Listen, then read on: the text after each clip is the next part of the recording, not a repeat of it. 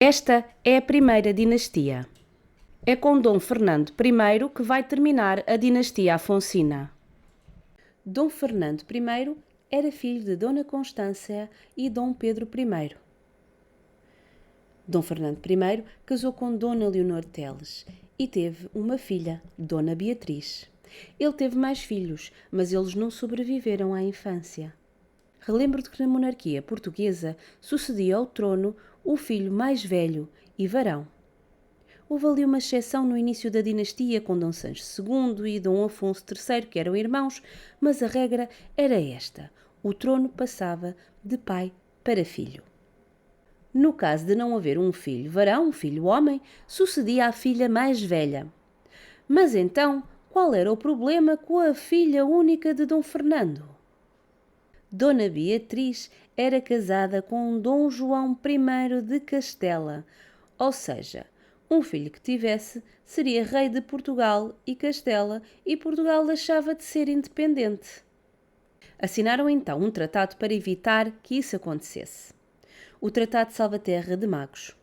Resumidamente, o Tratado de Salvaterra de Magos tornava Dona Leonor Teles regente de Portugal. E o que era ser regente? O regente era aquele que substituía o rei pelo facto de este ser menor de idade ou estar doente ou ausente.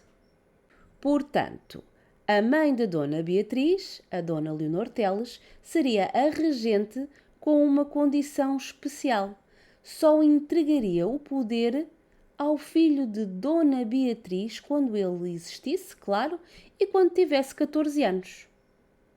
Mas mesmo com este tratado assinado, quando Dom Fernando I morreu, em 1383, houve problemas de sucessão no trono de Portugal. O problema era que Dona Leonor Teles tinha um conselheiro galego, o Conde de Andeiro.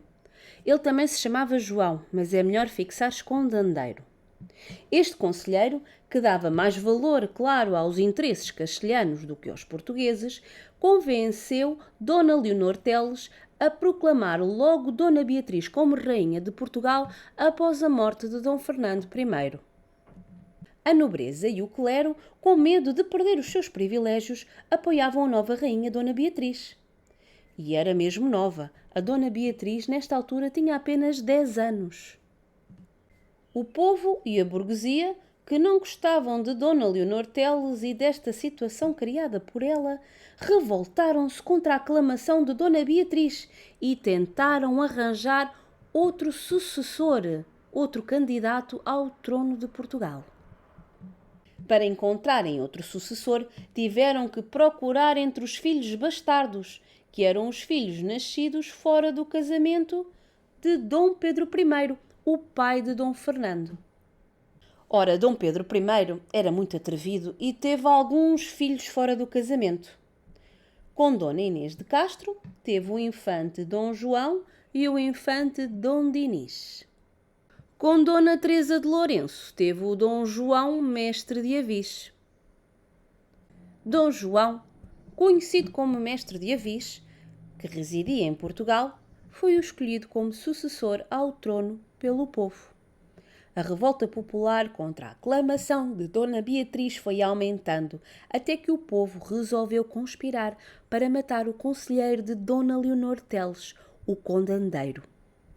Em 1383, Dom João, mestre da Ordem Militar de Avis, entrou no paço da rainha, acompanhado por um grupo de homens, e matou o Conde Andeiro.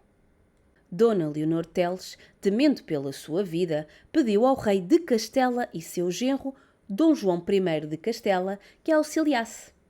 Então, o povo, pensando que Castela iria invadir Portugal, elegeu Dom João, mestre de Avis, regedor e defensor do reino.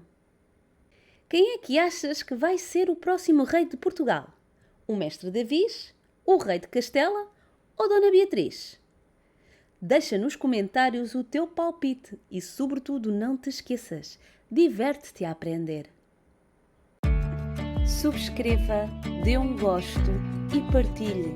Assim está a ajudar o canal a crescer. Muito obrigada por assistir.